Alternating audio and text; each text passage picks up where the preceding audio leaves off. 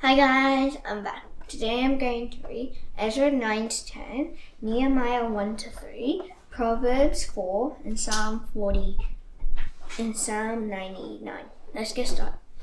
After these things had been done, the officials approached me and said, "The people of Israel and the priests and the Levites have not separated themselves from the people of the land with their abominations, from the Canaanites, the Hittites, the Perizzites, the Jebusites, the Ammonites, the Moabites, the Egyptians, and the Amorites.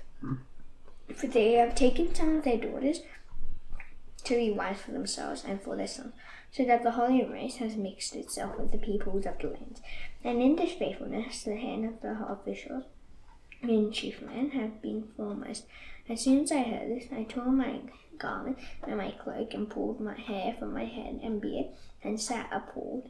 Then all who trembled at the words of the God of Israel, because of the faithfulness of the returned exiles, gathered around me while I sat appalled until the evening sacrifice.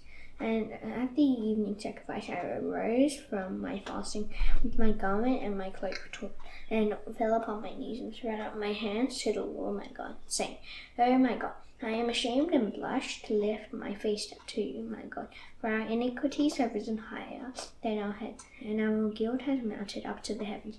From the days of our fathers to this day, we have been in great guilt. And for our iniquities, we, our kings, and our priests have been given into the hand of the kings of the land, to the sword, to captivity, to plundering, and to utter shame, as it is today. But now for a brief moment, favor has been shown by the Lord our God, to leave us a remnant, and to give us a secure hold within this holy place. Then our God may brighten our eyes and grant us a little reviving in our slavery. That's the Lord. For we are slaves, yet our God has not forsaken us in us some reviving to set up the house in our slavery, but has extended to us his steadfast love. And before the king of Persia, to grant us some reviving to set up the house of our God, to repair its ruins, and to give us protection in Judea and in Jerusalem. And now, O our God, what shall we say after this? For we have forsaken your commandments, which you commanded by your servants the prophets, saying, "The land that you are entering, to take possession of it, is a land impure with the impurity of the peoples of the land, with their abominations that have filled it from end to end, with their uncleanness. Therefore do not give your daughters to their sons, neither take their daughters for your sons, and never seek their peace or prosperity, that you may be strong and eat the good of the land, and leave it for an inheritance to your children forever." And after all that has come upon us for our evil deed and for our great guilt, seeing that you, our God, have punished us less than our iniquities deserve, and have given us such a remnant as this, shall we break your commandments again and intermarry with the peoples who practice these abominations? Would you not be angry with us until you, O Israel? You are just, for we are left a remnant that has escaped, as it is today. Behold, we are before you in our guilt, for none can stand before you because of this. While Ezra prayed and made confession, weeping and casting himself down before the house of the Lord, a very great assembly of men, women, and children gathered to him out of Israel, for the people wept bitterly. And Shechaniah, the son of Jehiel, of the sons of Elam, addressed Ezra, "We have broken faith with our God, and have married foreign women from the people of the land. But even now they have heard before Ezra in spite of this. Therefore, let us make a covenant with our God to put away all these wives and their children, according to the counsel of my law, and of those who tremble at the commandment of our God. And let it be done according to the law. According to the law. Arise, for it is your task, and we are with you. Be strong and do it."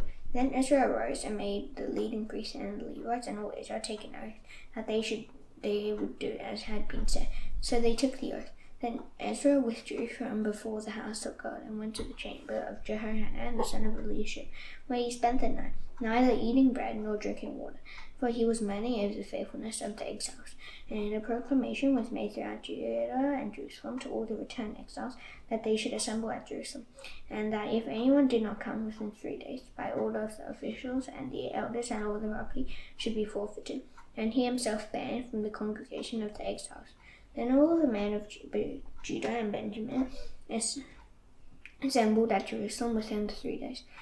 And it was the 9th month, on the 20th day of the month, and all the people sat in the open square before the house of God, trembling because of this man, and because of the heavy rain. And Ezra the priest stood up and said to him, "You have broken faith and married foreign women, and so increased the guilt of Israel.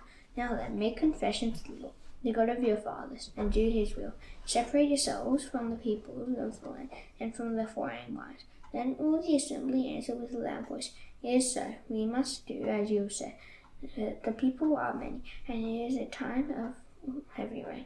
We cannot stand in the open, nor is this a task for 1 day or for 2, or we have greatly transgressed in this matter. Let our officials stand for the whole assembly.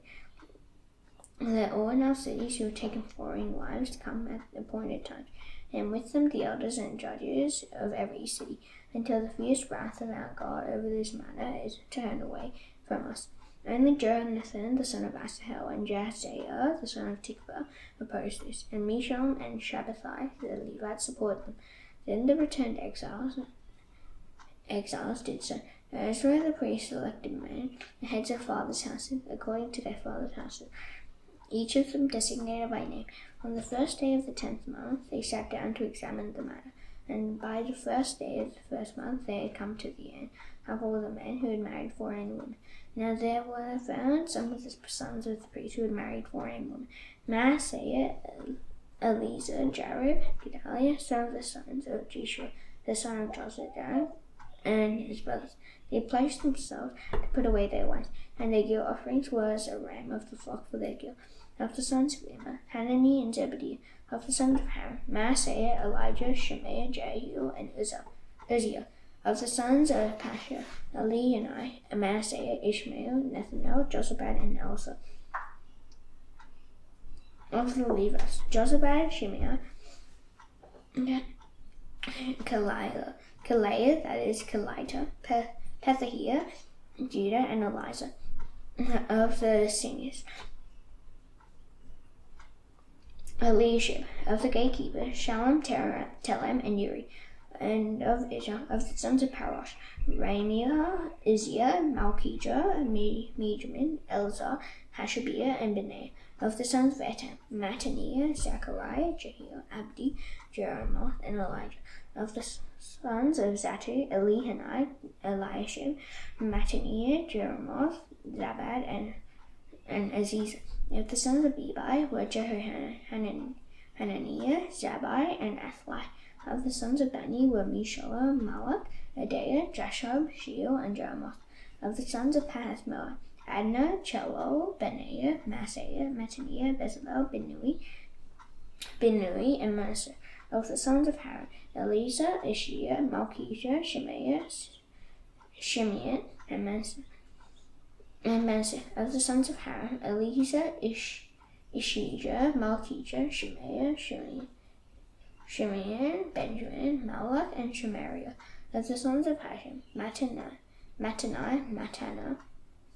Mattatah, Zabad, Eliphalet, Jeremiah, Manasseh, and Shimei. Of the sons of Bani, Madai, Amram, Uel, Benaiah, Bedaiah, Cheluhi, Vania, Meremoth, Elisha, Mattanai, Uel, Jahasu. Of the sons of Binnui, Shimei, Shalomiyah, Nathan, Adaiah, and Machnedibai, Shashur, Sharai, Azarel, Shelmiah, Shemariah, Shalom, Amari, and Joseph. Of the sons of Nebo, Jael, Mattithiah, Zabad, Zebina, Jadai, Joel, and Benai. All these had married foreign women, and some of the women had even borne children. Nehemiah 1-3. The words of Nehemiah the son of Hakaliah.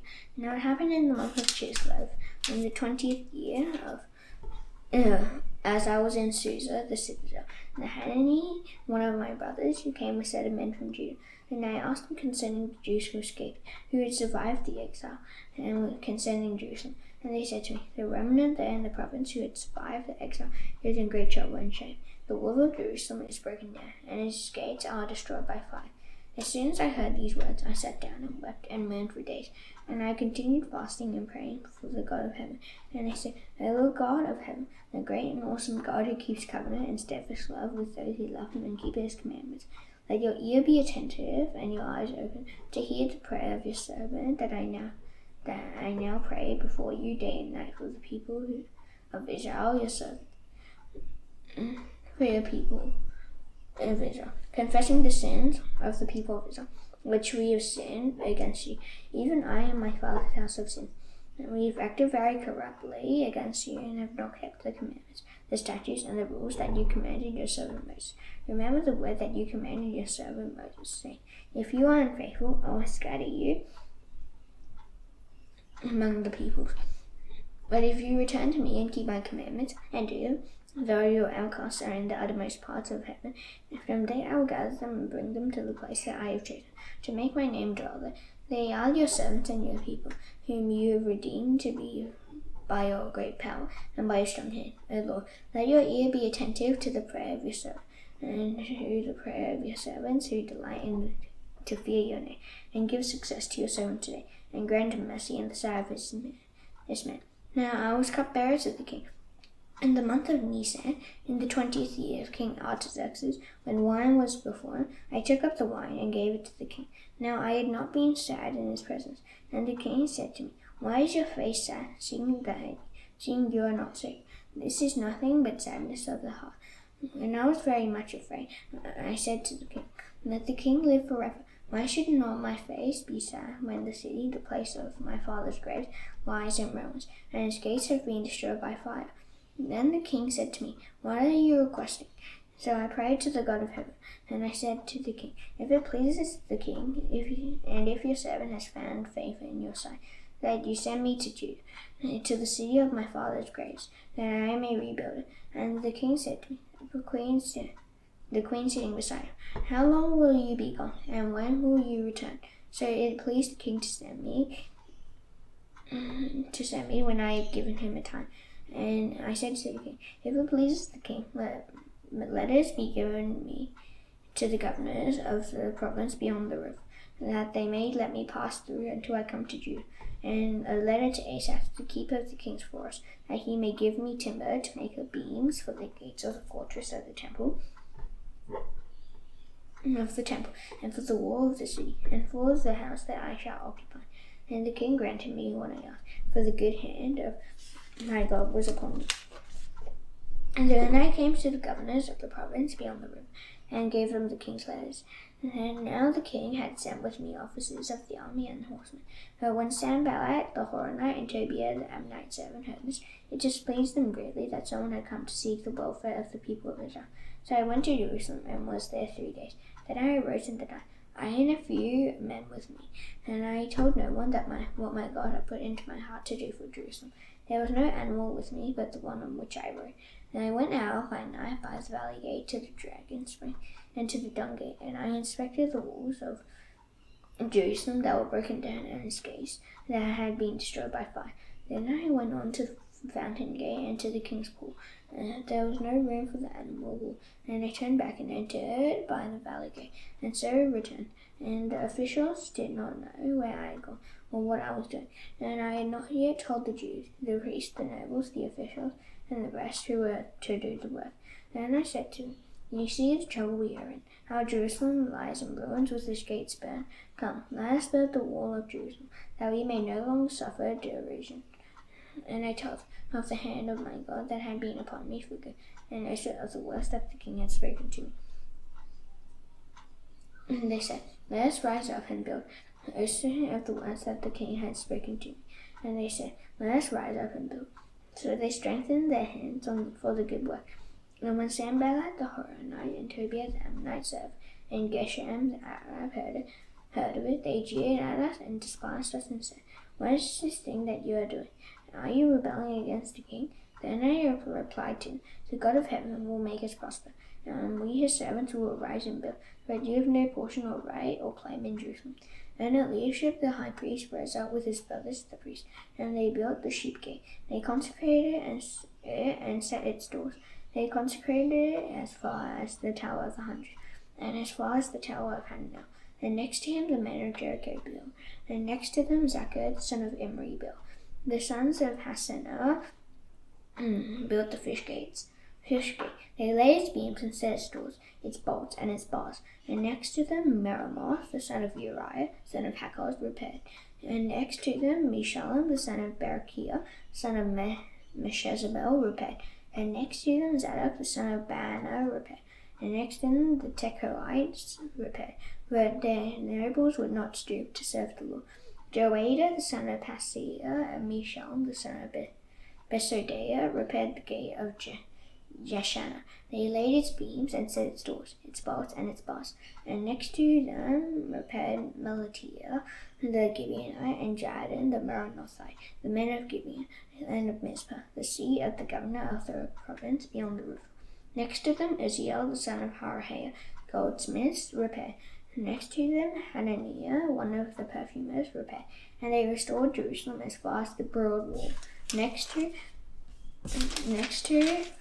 them Raphael, the son of Hur, ruler of half of the district of Jerusalem, repaired. Next to them Judea,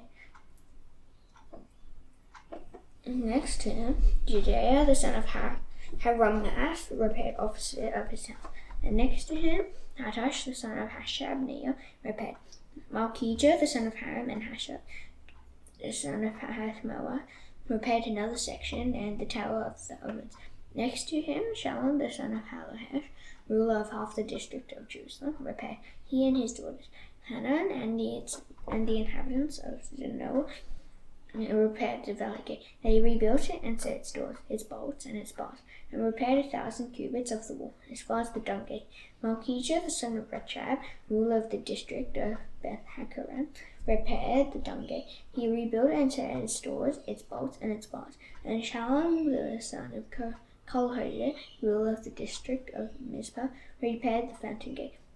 He rebuilt it and covered it and set its doors, its bolts, and its bars. And he built the wall of the pool of Shiloh and of the king's garden, as far as the stairs that go down from the city of David. After him Nehemiah, the son of Azbuk, ruler of half the district of Besser, repaired to a point opposite the tombs of David, as far as the artificial pool, and as far as the house of the mighty men. After him the Levites repaired Rehum, the son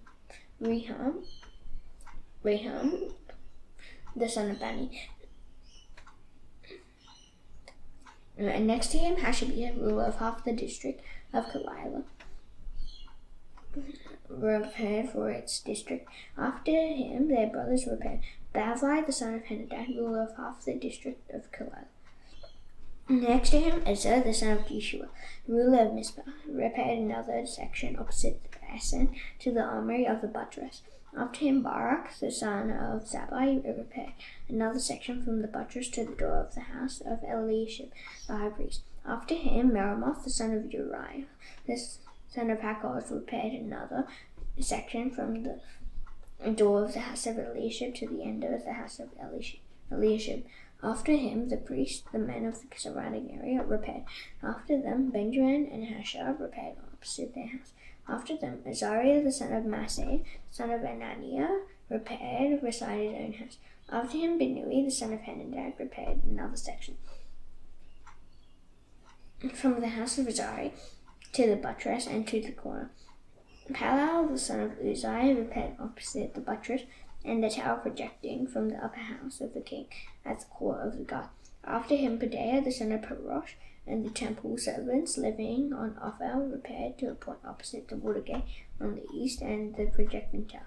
After him the Tekoites repaired another section opposite the great projecting tower, as far as the wall of Ophel. Above the house of Horse Gate the priests repaired, each one opposite his own house.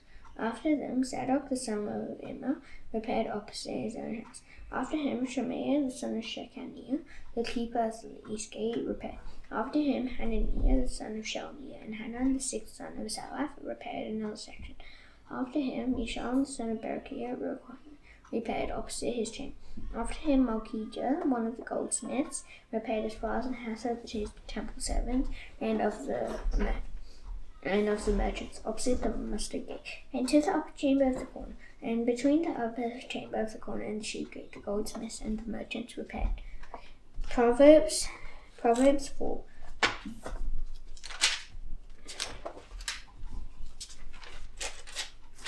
Hear, O sons, a father's instruction, and be attentive that you may gain insight. For I give you good precepts, and do not forsake my teaching. When I was a son with my father, tender, the only one in the side of my mother, he taught me and said to me, let your heart hold fast my words, keep my commandments, and live. Get wisdom and get insight. Do not forget, and do not turn away from the words of my mouth. Do not forsake her, and she will keep you. Love her, and she will guard you. The beginning of wisdom is this: get wisdom, and whatever you get insight. Prize her highly, and she will exalt you. She will honor you if you embrace her. She will place on your head a graceful garland. She will bestow on you a beautiful crown. Hear, my son, and accept my word, that the years of your life may be many. Now I have taught you the way of wisdom. I have led you in the paths of uprightness. And when you walk, your step will not be hampered. And if you run, you will not stumble. Keep hold of instruction. Do not let go. Guard her, for she is your life. Do not enter the paths of the wicked, and do not walk in the way of evil. Avoid it. Do not go on it. Turn away from it and pass on. For they cannot sleep unless they have done wrong. They are robbed of sleep unless they have someone stumble. For they eat the bread of wickedness and drink the wine of violence. But the path of the righteous is like the light of dawn, which shines brighter and brighter until a full day. The way of the wicked is like deep darkness. They do not know over what they stumble. My son, be attentive to my words, and incline your ear to my sayings. Let them not escape from your sight. Keep them within your heart, for they are life to those who find them, and healing to all their flesh. Keep your heart with all diligence, for from it flow the springs of life. Turn away from you crooked speech, and put devious talk far from you. Let your eyes look directly forward, and your gaze be straight before you. Ponder the path of your feet, and all your ways will be sure. Do not swerve to the right or to the left. Turn your foot away from evil. Psalm 99.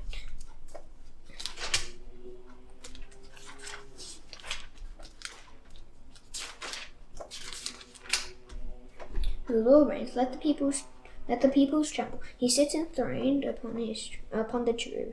Let the earth quake. The Lord is great in Zion. He is exalted over all the peoples. Let them praise your great and awesome name. Holy is he. The King in his might loves justice.